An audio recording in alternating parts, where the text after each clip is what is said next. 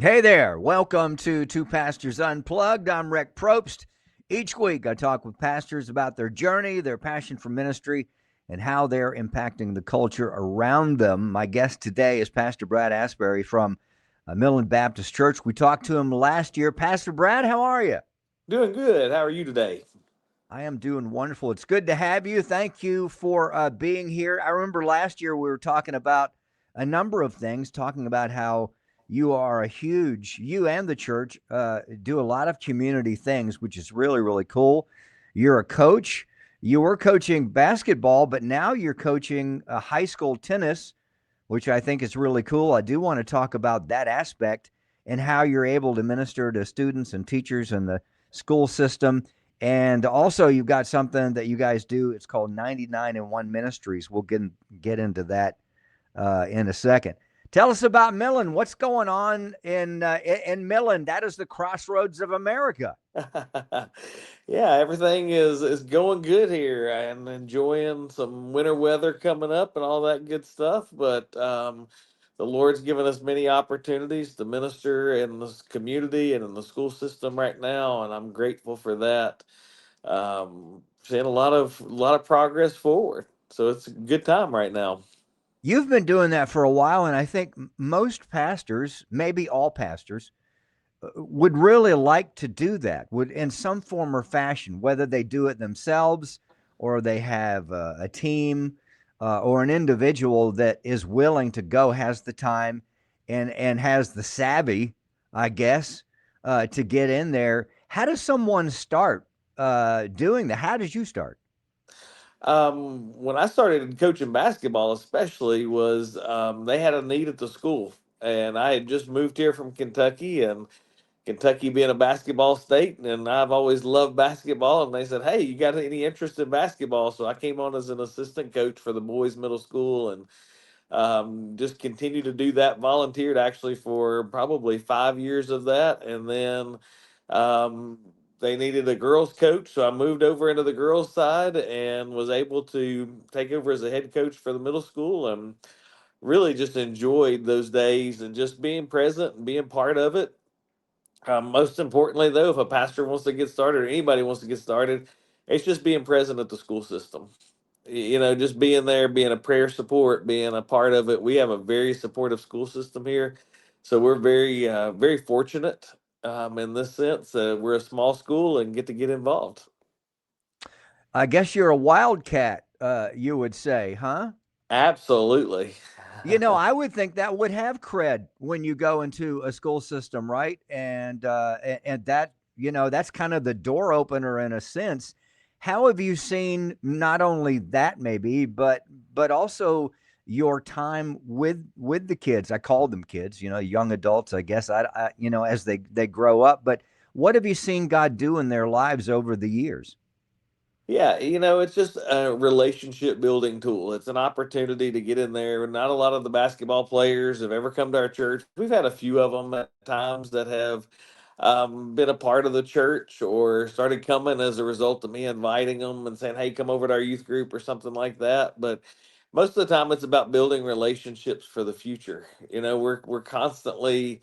It's more than just basketball. It's about building character. It's about building. Same with tennis that I'm going to be coaching here very soon. It's more than just going in and teaching them a sport. You're teaching them things that'll give them skills for life.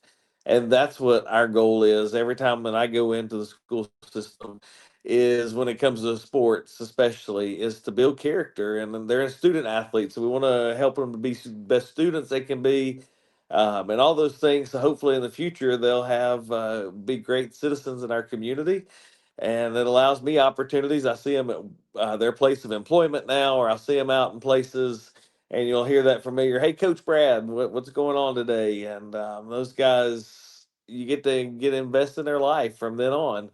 And after being here in this community at this church, especially for almost 9 years, and being involved in the athletics and in the school system in many ways for 9 years, it's allowed great relationship building.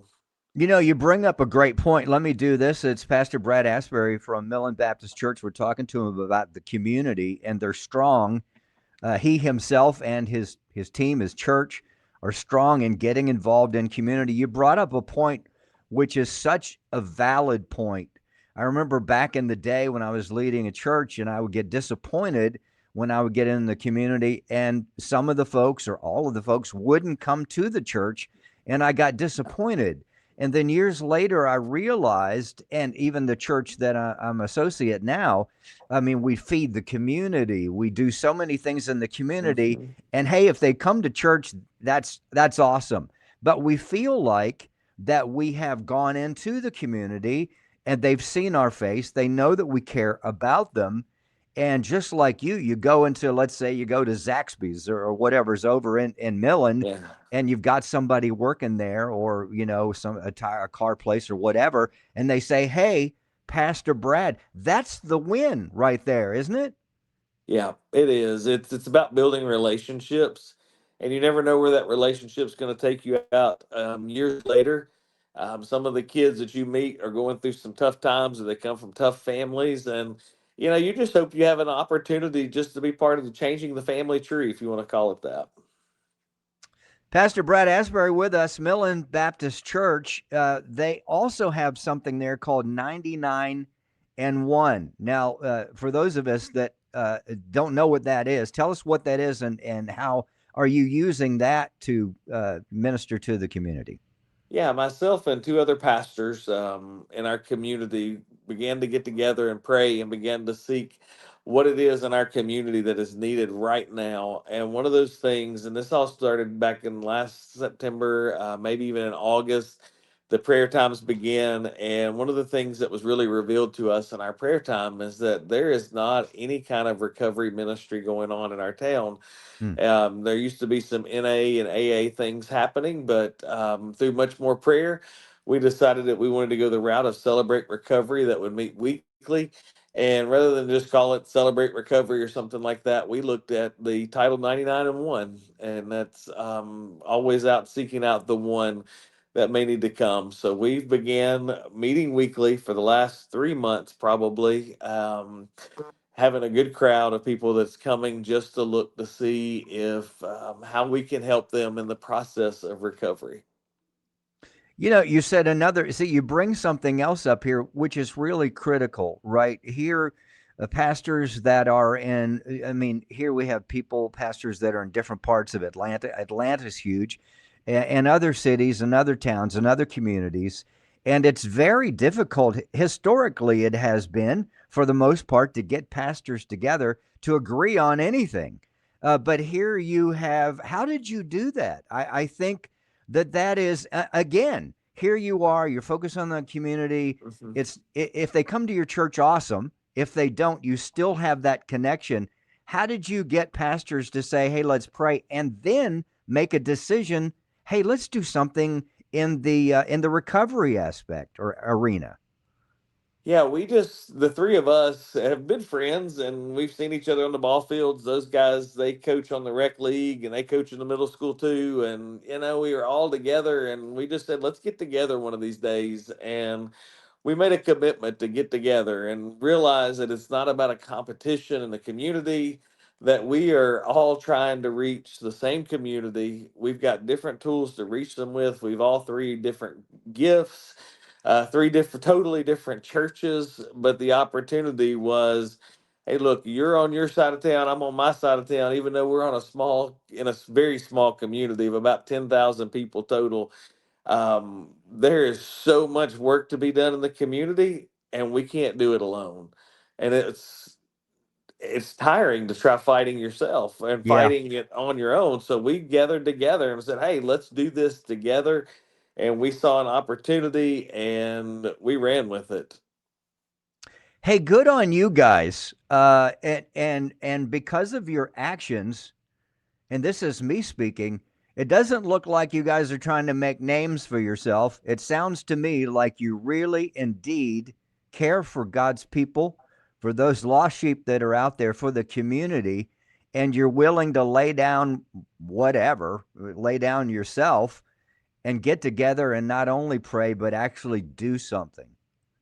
Yeah, and that's what it's been all about. And I'll never forget the one of the first times that we realized that we were doing 99 and 1. Our church is the host church of it. just because we had a location in our church. We have a chapel that makes it for a great meeting place. And I'll never forget one of the pastors praying specifically, Lord, since we're using Millen Baptist Church building, we pray they grow more than any of the other churches. And that was just a powerful prayer. And all of us have kind of come together and said, look, we can't reach every person. And what I can do, one of the other pastors can. And we want to be able to ensure that people are knowing Jesus. And that's what it's about in the community.